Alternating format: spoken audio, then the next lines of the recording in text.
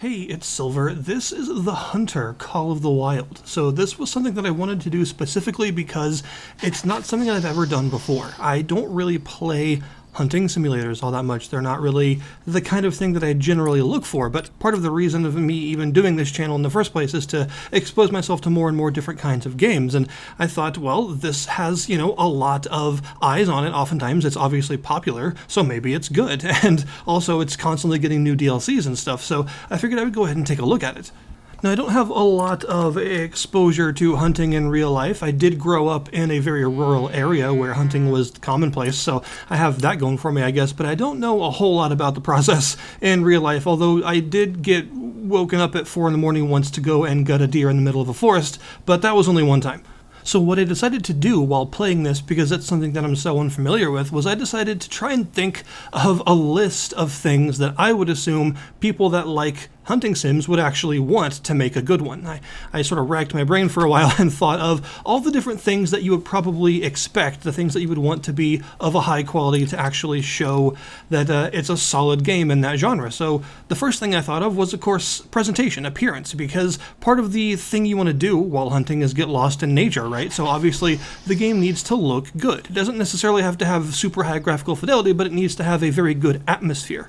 And luckily, that is definitely one thing that this game does very right. It is quite a pretty game, honestly. It looks really nice, and since you're lost in nature most of the time, it also presents itself in a kind of silent way, by which I mean it doesn't really have music or anything like that. There are some music tracks, but they are very limited, and they're quite short, and you only hear them in certain areas, like around safe zones and stuff. When you're actually in the forest or whatever, you don't really hear music, which is obviously a good thing, because you need to use your ears to hear various animal sounds that are happening around you, so you wouldn't want music to drown that kind of thing out. And that all means that the atmosphere of this game is really good. It does have that lost in nature feel, and each of the different reserves that you can go to, both the ones in the base game and the various DLC ones, that at least the ones that I've experienced, have been really nicely realized, with lots of very beautiful vegetation and lush forests and grasslands and all sorts of other biomes for you to go across. And of course, each of these different biomes also has its own challenges, because each one is going to have different points for different kinds of animals. Like, there might be a place where certain animals go to drink that you have to keep in mind, but they might have a completely different place that they go to sleep in a completely different biome that you have to worry about actually finding separately. So that means you're of course encouraged to explore, because you're looking for wild animals, so you kind of have to, but also you're encouraged to take note of the various different kinds of places you find for things that the game calls need zones, which are places where animals go to sleep, hunt, eat, and drink, and things of that nature. And they also have a certain sort of window of time that animals are more likely to actually be there. And this is another point, I think, in the game's favor. This is a game that you got to play with a lot of patience, and I think that's kind of the point, because that is also the case in real hunting. Obviously, you have to be very patient. It is not the kind of thing that you get into if you're into instant gratification. It requires a lot of waiting and silence and waiting and then waiting some more. So there's a lot of just kind of sitting around, but that's sort of the point of having such a beautiful landscape, is that you're supposed to be sitting around while lost in nature, so it's not boring, it's actually enjoyable if you're into that sort of thing. So I think that is something that the game does actually pretty well, and it does reward patience a lot, because the tracking and animal AI mechanics are all pretty detailed. So that, of course, leads to thing number 2 on the list, which is, I would imagine people would want the animals to behave in a very specific way in a game like this. They need to be challenging to hunt, enjoyable to hunt, but they also need to behave in a way that is somewhat predictable, because that's how wild animals usually work, right? You know they're going to go to this area to drink, so you would expect at a certain time that's where they're going to be. But at the same time, you'd also expect them to notice you and not just walk right towards you and things like that.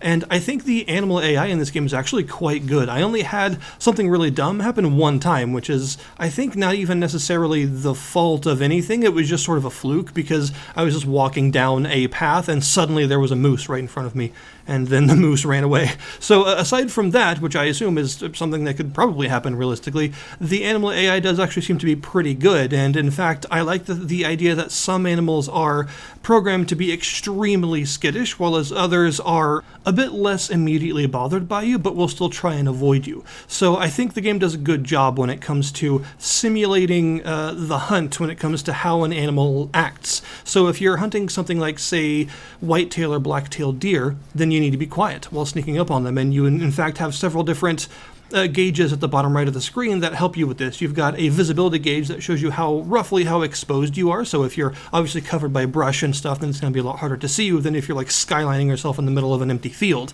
But you've also got a heart rate, which is not so much about giving you away, but is instead about your ability to aim.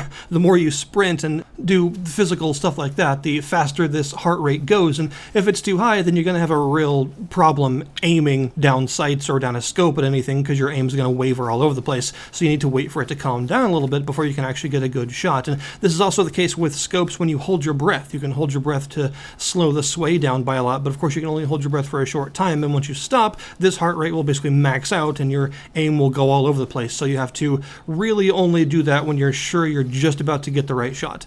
So if you're hunting something like a white or a black-tailed deer, you want to keep these gauges very low, and you also want to keep the sound gauge low. You have a sound gauge that shows how much noise you're making, and just walking makes a certain amount of noise, but if you're walking over or through brush or a lot of like leaves and things that are going to be very noisy, then this gauge will go up even further. And of course, if you're running, then it goes way up and actually turns red because you're making a ton of noise and everything within like a 6-mile radius can hear you. So these gauges are really useful if you're stalking around the bush looking to cap Bambi's dad. And the whole idea is that you need to keep these gauges pretty low, but at the same time, there are certain things you need to do sometimes that are going to make them go up. So you've got to worry about what's around you and if you're kind of near an animal and things like that, because you've also got this scent gauge you can see. It's a compass, but it also has a scent trail that shows you what direction the wind is blowing, and you've got to worry about your scent as well as all the other stuff. So this means the overall simulation of the things that you should need to worry about are all pretty accurate, pretty realistic. They're the kinds of detailed simulation bits that you would want in a hunting sim, I would think. So you've got to worry about your scent, your noise, your heart rate, and also stuff like the wind. And I don't just mean like the direction of the wind for your scent, I also mean like the wind in terms of ballistics, because that actually does affect how your bullets travel, or arrows if you're using a bow, so you'd have to worry about that as well. But if you're hunting something different that's like legendarily skittish, something like a red fox or a fallow deer or something like that, then you have to be even more careful, and just keeping these meters low isn't necessarily enough. You also have to behave in a way that makes sense for stalking an incredibly skittish creature through the woods, right? You've got to like crest over a hill very slowly, and then like actually go down prone and crawl over areas that would be very exposed, because they're hyper alert and will see you from a mile away, so you've got to be super careful. And also another little layer that's added to the animal behaviors is that if you do spook them, then they actually get extra alert for a little while and will notice things that they otherwise wouldn't notice. So if you're just like sneaking up on an elk or something and it hasn't seen you yet, then you can afford to make a little bit of extra noise or move a little bit exposed in certain areas, because it might not actually notice you. But if it's already seen you somewhere else, or you've made a loud noise and it knows you're there, then you can't do those things, because it's going to notice you a lot easier than it would previously. So you're going to have to like take a second to chill out and let it calm down if you want to start moving again. And this will lead us down to point number 3 on my made-up list of things that I think people would be looking for in a game like this, and that is your weapons. Of course, a big part of hunting is what you're actually using to shoot the poor defenseless animals, so you need a good variety of weapons, but you also need a good simulation of those weapons to make them feel, if not realistic, at least authentic. And that's definitely something this game does. Not only is the ballistic model pretty detailed and nicely varied in terms of like how weather affects it and stuff like that, but you've also got quite a bit of variety in terms of different weapons to obtain, as well as the fact that each ammo type has a list of classes that it's actually suited for. So if you want to hunt, say, rabbits, you're probably not going to whip out a revolver and shoot it, because that's a little dumb. But you could grab a shotgun and load it with birdshot and use that instead, exactly how you would in real life. But if you're using, like, say, a slug and a shotgun, then you're probably hunting much heavier animals and not going to totally obliterate a poor fox or something. So this adds to that nature of you can only carry so much stuff without making too much noise, because you have a weight limit, and you can expand this weight limit with backpacks and stuff, but they make you move slower and make more noise when you do move, because there's more of your body to move around. You've got all this stuff hanging off of you, so you're louder. So if you want to keep yourself light and agile and not too noisy, then you have to prepare for the specific animal that you want to hunt. You can't just have everything on you at once. You can only have a few weapons and a few different types of ammo, and maybe some calls or a lure of some kind, or perhaps a scent spray to mask your scent if you're coming in from a bad angle. You've got to prepare in advance. You got to think about what it is specifically that you're looking to hunt, maybe choose 2 or 3 different animals that you're looking for, and then have an arsenal prepared that can deal with them specifically. You might get lucky and find something else that's kind of rare, or you might just have a really solid hunt where you actually find that one thing you were specifically looking for. And this goes down to the 4th thing on my list, which is the tracking, because a good part of hunting is finding the animals in the first place, and the actual shooting itself is going to be kind of an aside, right? Because pulling the trigger is something that ideally you only do once, and it's just a tiny moment in comparison to the time it takes to actually find the animal, and then of course you have to find it again after you shoot it, because traditionally it doesn't just drop right on the spot unless you get an extremely good shot. Most of the time you're going to have to track its blood trail, and so this game does do a pretty detailed job of actually giving you a lot of different ways to track animals. When you're exploring through any area, you can find animal tracks, and these will be lit up a certain color. You can customize the colors however you want, which is really nice, although it does reset every time you go to a new reserve, and you have to re-customize them again, which is kind of annoying. But you can find various kinds of tracks of different animals, and this will, of course, tell you that an animal of that species has been here at some point, but that's basically all it tells you. It just tells you that this is a place where they've been. So while you're following these tracks, you can also look at, they'll have a sort of cone that will tell you the vague direction that those tracks are heading, and you can look in that cone to try and find more tracks so that you can actually put together a trail. And on this trail, you'll also find droppings of that animal sometimes, and the droppings are important because they tell you how old that trail actually is, at least roughly how old.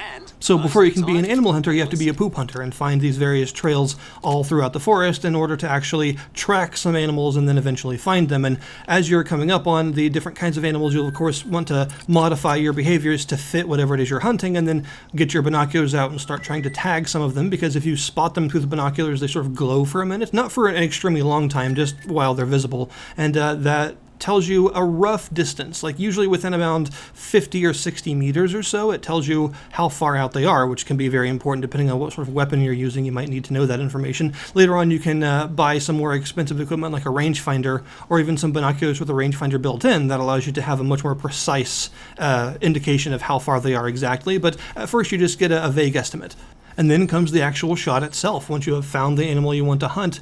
And the ballistics are not only detailed in terms of how the bullet travels, but also the damage to the animal. The animal's various organs are all actually simulated, so where you hit the animal and how much penetration the ammo you're using has and all that stuff actually matters. So a really good shot is going to hit a vital organ of some kind, like a lung or the heart, and that's going to cause them to bleed a lot more, so the blood trail is going to be very short because you're going to find them dead quite quickly. But of course, if you get a particularly bad shot, like something that doesn't hit any organs at all and just kind of goes through the skin, then you might just follow a blood trail for a long time only to find that eventually it stops, it trickles out, and there's no body because you didn't actually get the kill. You'll also find that if you do get a kill shot at some point, the map will be marked with this purplish splotch on it, and that's called hunting pressure, which is a neat thing to simulate, because that is basically animals will avoid that area because they sense that something's been shot there. They've heard the commotion and stuff, and they don't want to return there for a while. So you'll have to hunt elsewhere in order to make that splotch disappear. And if multiple sort of splotches of hunting pressure overlap certain need areas, like drinking holes and stuff like that, then the animals will just stop going there entirely for a while, and you'll have to go somewhere else. So as for my multi-point list that I made up in my head, I think that pretty much covers it, and that leads me to believe that as far as hunting simulators go, this one seems to do a lot right, at least in my amateur opinion as someone that isn't very familiar with this genre but does enjoy it from time to time. I would say that this one definitely gets a lot right because it has a lot of detail in its simulation, but it doesn't simulate too much, if that makes sense. It doesn't simulate things that would be tedious, like having a tag limit or having to get licenses for certain animal types and limiting what you can actually shoot and stuff like that. It doesn't do that. You can shoot whatever you want, basically, because you're on a reserve, so you don't have to worry about that sort of thing. So it simulates the stuff that's enjoyable to have, the good detail that's fun and engaging and atmospheric, but not too much detail to bog things down with little minutia that doesn't really matter. As for the DLC, the only one I was able to really experience was the Emerald Coast Australia DLC, the newest one, and I really like it. I think that it's a really substantial piece of DLC because the overall reserve that you have access to is massive, and it has a whole bunch of different animals with new behaviors and new different situations to find them in, of course, because you've got things like crocodiles that hunt, and you've got stuff like kangaroos that just don't care about you half the time and will walk right up to you and try and beat you up, so you've got to worry about that.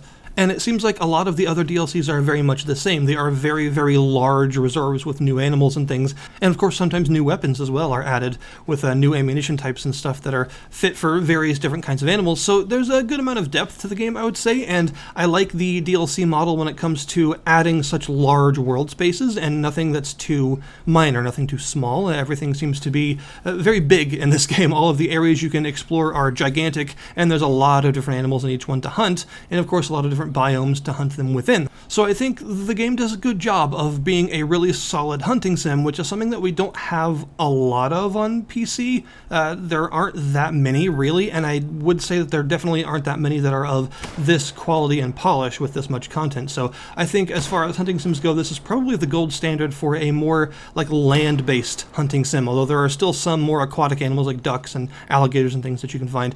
But by my very amateurish standards, as someone that isn't, that's looking in from the outside, you know what I mean? Someone that's not very familiar with this genre, I think this is a really good one because based on what I've experienced, it checks the list of all the things that I would expect people would be looking for in a game like this. So I'll link you down in the description below this video to the Steam store page for the game to check it out so that you can see its base price and its DLC and all that stuff and see if this is the kind of thing that you might be into. Thank you guys very much for watching, and I'll see you next time.